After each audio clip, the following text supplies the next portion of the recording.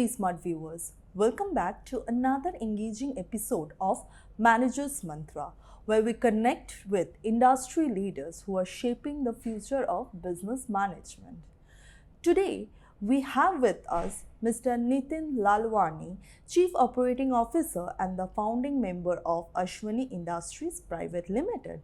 Born into a business family and an MBA in marketing and finance, Nitin drives operational excellence, streamlines processes, and aligns teams to achieve strategic growth and efficiency. Under his leadership, Ashwani Industry developed a strong pan India market footprint. Without waiting further, let's jump right into this insightful discussion.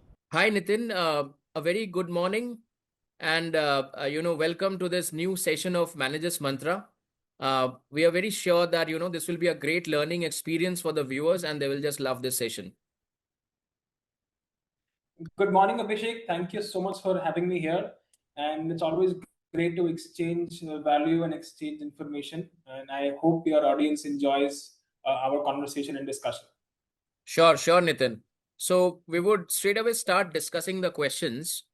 My first question to you is the building material sector. It is seeing both demand growth and margin pressures. Now, how can young leaders learn to balance cost efficiency with quality and innovation?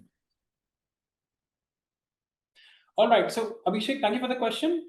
For me, this is a no-brainer because whenever there is demand surge, there is always commoditization that is coming through, right? So, whenever there is demand increase for any product line, for any sector, not only does the market increase, but so does the competition. And whenever there is increase in competition, there is commoditization that happens. Now, the way to beat commoditization is economies of scale. Once you get to sell more, you get to divide your fixed costs, and when those fixed costs are divided, automatically the profitability increases. The other way to go ahead is process optimization. So as the volumes grow, as the demand grows, you have to take care of those small inefficiencies in the process, be it the manufacturing process, be it the sales process, be it marketing processes. Any process within the company is always prone to efficiency improvement. Now, once you grow in the industry, once the demand grows, once the supply grows, you will always learn in the journey that there is always scope for improvement. And as you improve the processing, the process optimization is done, the costs also come down.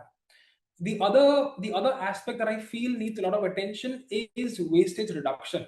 We always get busy being busy, focusing on servicing to customers, ensuring our supplies are on time, ensuring our customers are happy. But then we omit these wastages that happen during manufacturing, the small negligences that happen, which account to a handsome amount of loss in profit during the end of the year. So reduction in wastage is also, I think, an important factor that must be considered.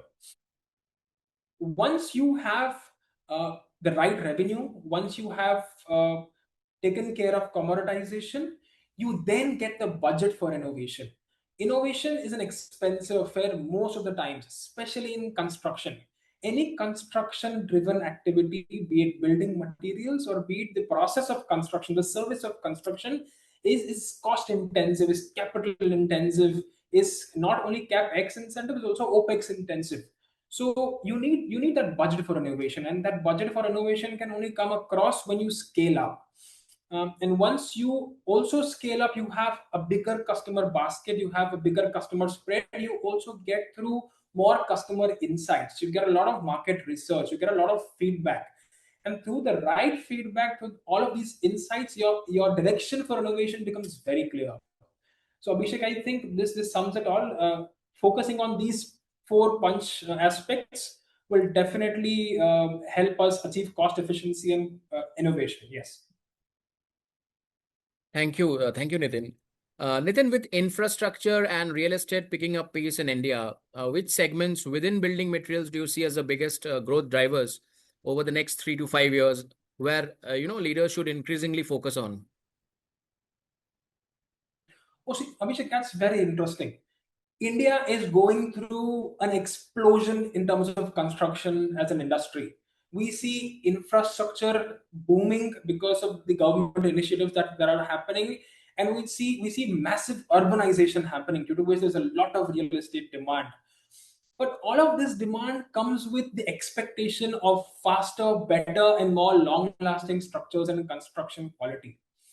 Having said that, the construction players are similar. We do not see a growth in the construction players in proportion to the growth of demand, because this is a skillful activity. Not only does it require the right skill, it requires the right ecosystem to perform, it requires the right resources to perform.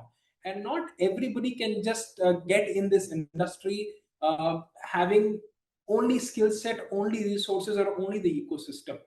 So the number of players are broadly lower than the growth in demand. If I have to pick or cherry pick a few segments within the building material industry, I would definitely say construction chemicals, precast solutions, waterproofing systems, dry mix systems, and performance walling. These are definitely key growth drivers for the building materials industry.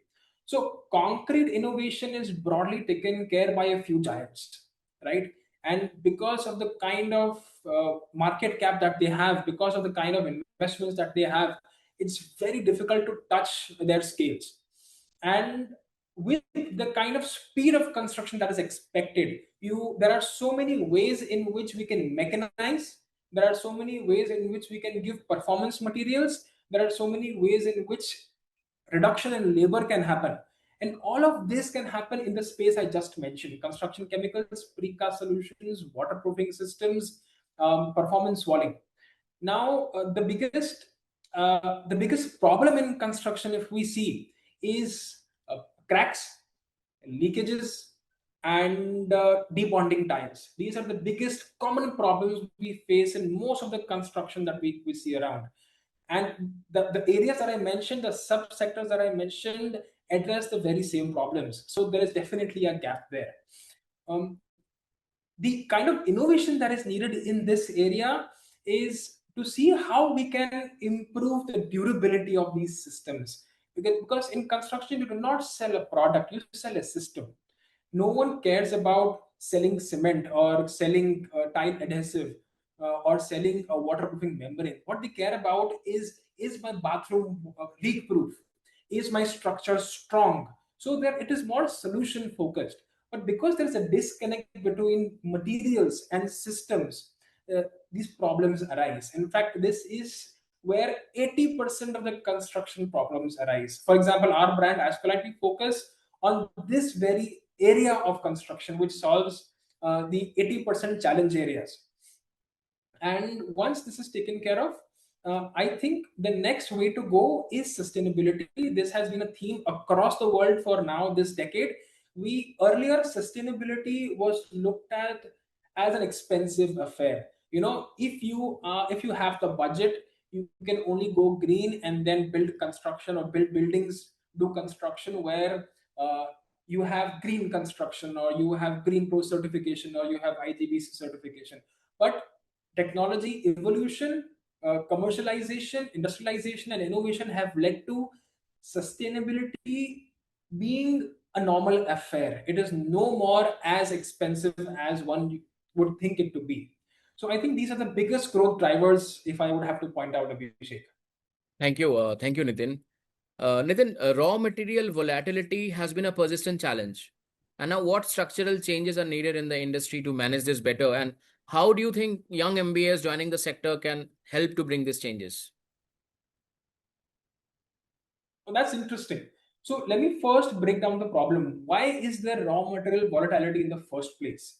We will have to get back to where the raw material comes from, the source of raw material.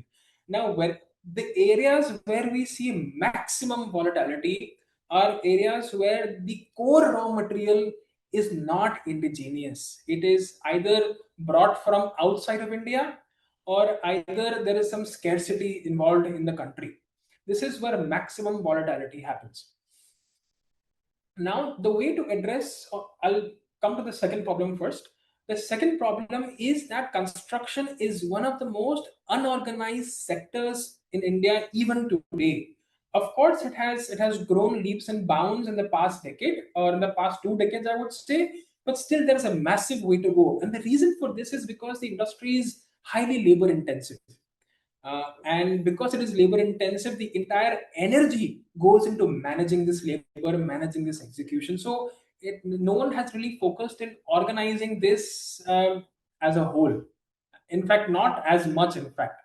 So I would say raw material volatility can be answered through organizing construction as an industry. How can we organize construction as an industry? By introducing business intelligence, data intelligence.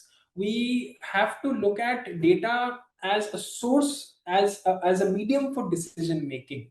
We have in the construction industry, we have relied upon relationships to make decisions, and we are now gradually focusing on data to become the base of decision making, of course keeping the relationship intact, keeping the emotion intact. But I think we have to focus more on developing more data insights, which can give us trends, which can give us intelligence, which can give us narrowed down areas of decision making, which can give fruitful decision making, in fact. Answering my first part of the problem, how do I deal with imports as an NTG, as a raw material source? So we can, if we have data with us, we can plan our imports. There is always a trend in the market. If we look at the trend analysis, there are months, or there are seasons where raw material prices go up. If we are able to address those seasons and plan in advance, and not purchase in those seasons, and purchase in areas or seasons where the prices are comparatively lower, we can beat the volatility and in fact gain value out of it.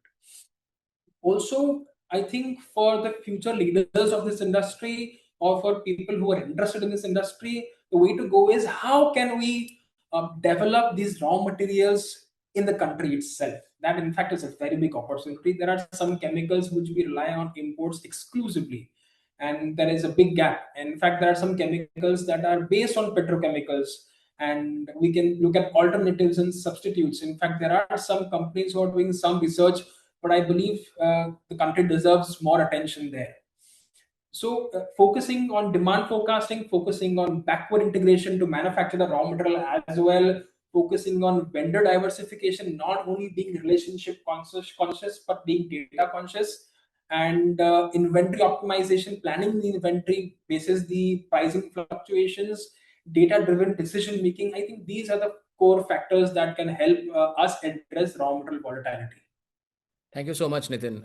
Nitin, as a new generation entrepreneur, what were the toughest inflection points in scaling the business? Oh, that's very interesting, because you've touched some of the core elements that we have recently crossed through in the company. So we have been aggressively scaling. We have grown in numbers dramatically in 1 decade, and the biggest difficulties that we've faced is handling the relationship and the emotional ecosystem. Now, what do I mean by this? When we were smaller as a company, we were tightly knitted with our team members, with our customers, with our vendors, with the other stakeholders that there are. And as you grow, of course, there's an influx of team members coming in. While we do what we can in terms of knowledge transfer, so that they can handle these customers, these vendors, these stakeholders, we are unable to do the emotional transfer. We built relationship over years.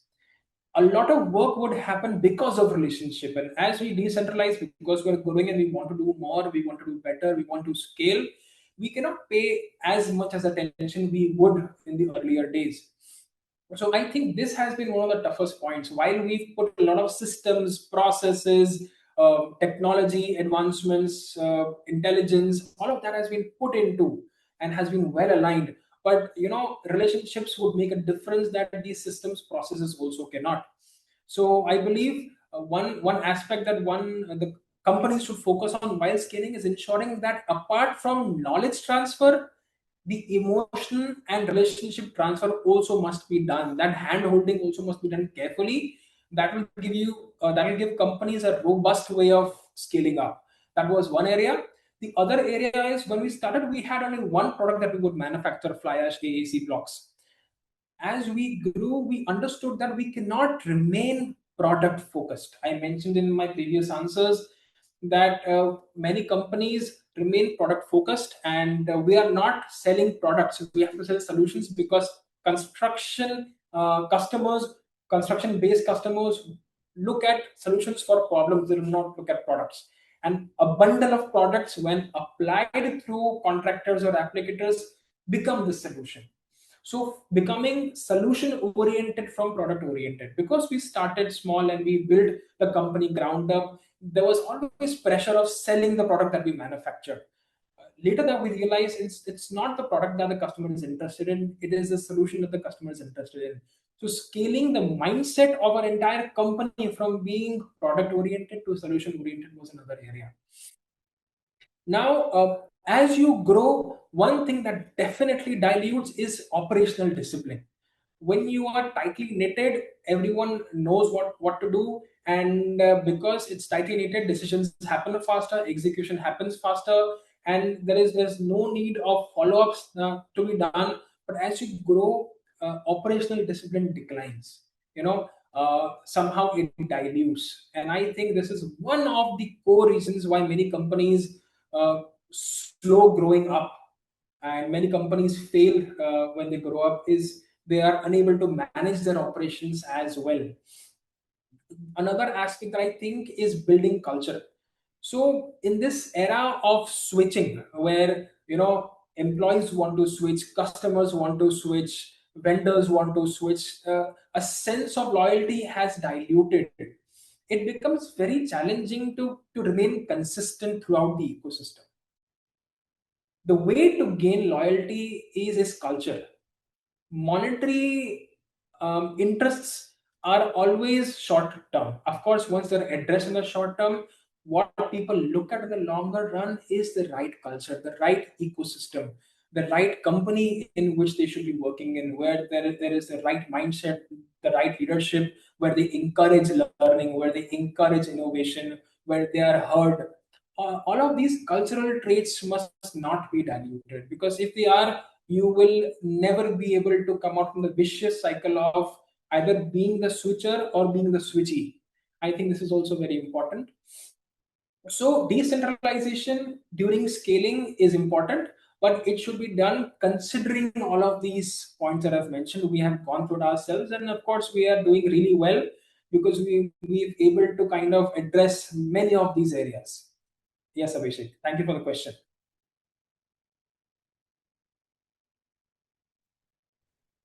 Nitin, how do you see the building materials industry evolving over the next decade, with urbanization, smart cities, AI-led industrialization? All right, Abhishek, let me tell you.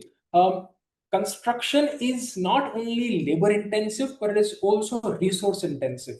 It requires, construction as an industry requires a lot of resources in terms of material, in terms of supply chain, in terms of transportation, in terms of material handling. So whenever we say it is resource intensive, it also means that we are using a lot of natural resources.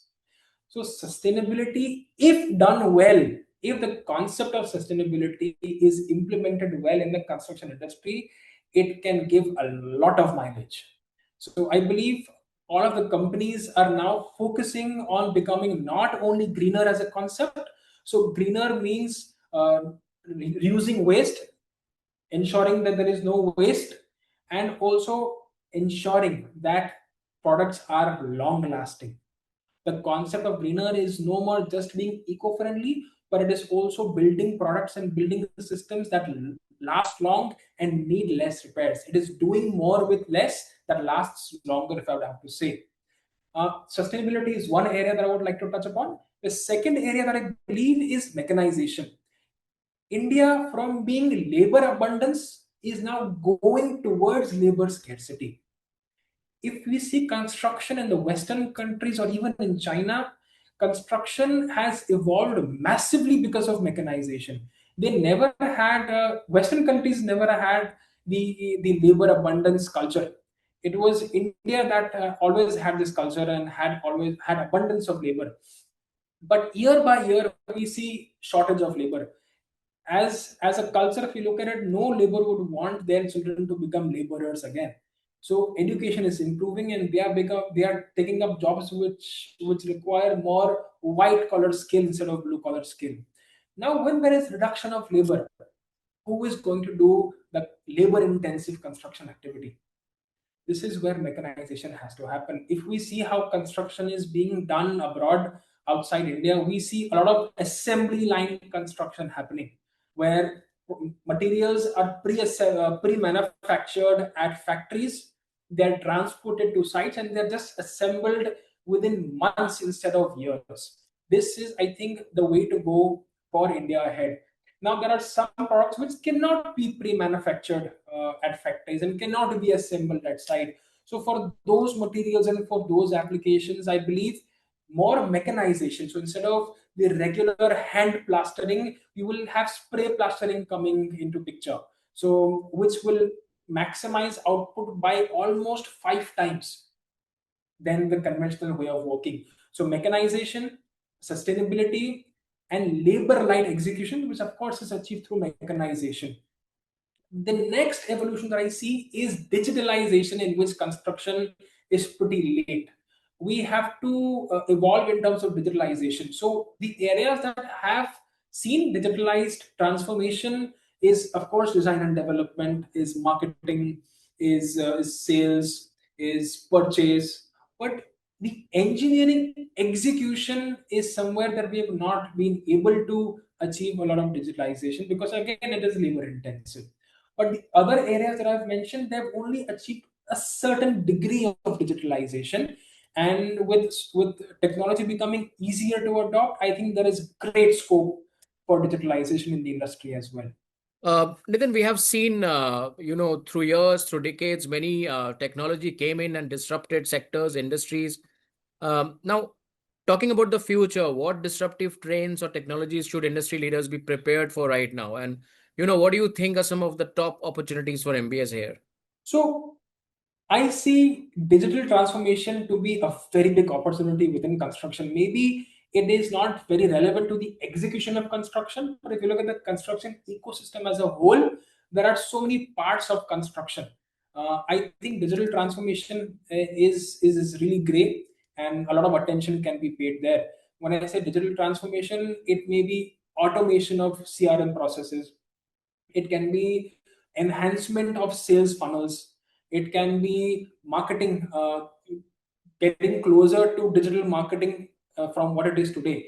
Construction has a kind of budgets that many other industries do not, because of the stakes involved. So I think a lot of attention can be paid to digital transformation.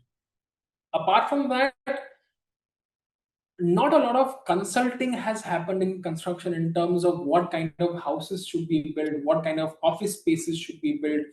There are legacy businesses who are, who are doing construction basis their intuition, right? Because in construction today is a hyper local business. You would not see more than 10 names in construction who are available pan India, more than 10 brands or 15 brands who are available pan India. And we're talking about the industry, construction as an industry, which is one of the highest contributors to the GDP. Now, why is this so? This is because it is a hyper local business. It involves a lot of licensing, land dealing, and then construction. And relationships and licensing becomes the core reason why people fail to scale. So these organizations need a lot of digital help. They need help to scale. I think if we are able to address their problem of scaling up, that is the way to go. Another disruptive trend that I think will really work is supply chain. Because construction material is bulky, transportation has always been a nuisance value for this industry. It has been heavy transport dependent. Now, in urbanized places, uh, logistics for bulky material has always been a challenge. It has been a nuisance value for the locality, for the citizens around the construction sites. Apart from shifting pre-assembled construction material, what can also happen is if we can have site manufacturing or micro site material manufacturing happening, that I think has a great opportunity. If we can have within the site small manufacturing facilities for certain products that can be used in bulk, that is a great idea. And again, sustainability is going to be a great initiative. We are hearing things like self-preparing concrete that use groundbreaking organic chemistry instead of inorganic chemistry. So it was never heard of before, but we are hearing it now. We are also looking at use of other products than steel that help in tensile strength. So we can see a lot of fibers, plastic fibers or PP fibers that are being used, glass fibers that are being used in the construction. So innovative products that are never been used before that are also green would, I think, help the industry move forward. And if you look at the pain areas of construction, uh, leakages and cracks, if we're able to address these two big pain areas, I think that has a big opportunity. In fact, that's an area that we're also into and we specialize into. Other areas like concrete and finishes are already heavily crowded. Thank you, Nitin. So, with that, we come to the last question of this session. Uh, today's Gen Z, they want to get success. They want to see, have a taste of success very early. They don't, want to wait for too long. We are seeing many students, many MBAs coming out of their college and then, joining their own ventures, starting their own ventures rather than joining corporates, big corporates. They want to break the trend. Now, what advice would you give to MBA students aspiring to become entrepreneurs in traditional industries? Abhishek, that's one of the most interesting questions of today. In fact, I really appreciate the curiosity of the upcoming generation of MBAs and the future leaders. If I have to pinpoint a few aspects where I think they can focus on, uh, is understand the ground realities first. We have to solve problems instead of thinking of becoming big. Money lies where problem lies. We generally tend to focus on scaling the business instead of scaling or instead of focusing on the product. I think product obsession is something that is missing in today's world. Many companies are diverted towards the magnet of scale, towards growing the business. But I think if businesses, if companies, if leaders become product obsessed, scale will fall. That is something that is a given. That's something that we have seen ourselves. We should avoid the unicorn obsession, and we should enjoy, love, and look at the process of building block by block. Companies that build by block are any day more sustainable than people who dream of becoming unicorns within 2 years or 3 years of time. Patience and consistency is non-negotiable. Execution discipline is non-negotiable. Business through relationships will always strive, and in fact, they will strive even better in today's generation when we're all so cluttered, consumed, and busy being busy. Most of us will crave for relationships, even in the business. Forget about your own social and personal lives. uh, AI is taking over a lot of tasks and is helping us do a lot of tasks. So it's no more about you being able to do better. It's about how close are you with the customer, how close are you with the problem, how close are you with the product. That is what will build credibility, which I think will sail you through tough times and good times. And once you have achieved a threshold, I think scale becomes inevitable. That's something that we're also looking at. And if we look at the ratio, the success ratio of building block by block and building with passion and being product obsessed versus having scale in mind from day one, is success always is much heavier towards building block by block. Thank you. Thank you so much, Nitin. So, with that question, we come to the end of the session. It was very nice having you with us today. And I'm sure that viewers who will watch this will just love this session. A lot of things to gain from this session with such rich insights. And we are hopeful to have you again in any of our future sessions. Thank you for, for participating in this session of Be Smart Business Standard. Thank you, Abhishek. It was an honor, and I really thoroughly enjoyed answering the questions because these are some of the, you know, painful answers that people are not looking towards, and I hope the audience gains great value. Thank you very Sure, much again. sure. Well, that's a wrap on this episode of Manager's Mantra. Thank you, Nitin, for sharing your insight on manufacturing and leadership and providing career suggestions for management students. Be smart viewers, we hope you found this conversation helpful. Share your thoughts with us at besmart.edit@bsmail.in. Follow us on LinkedIn and Instagram for more such insightful and inspiring content. Until next time, keep learning, keep growing.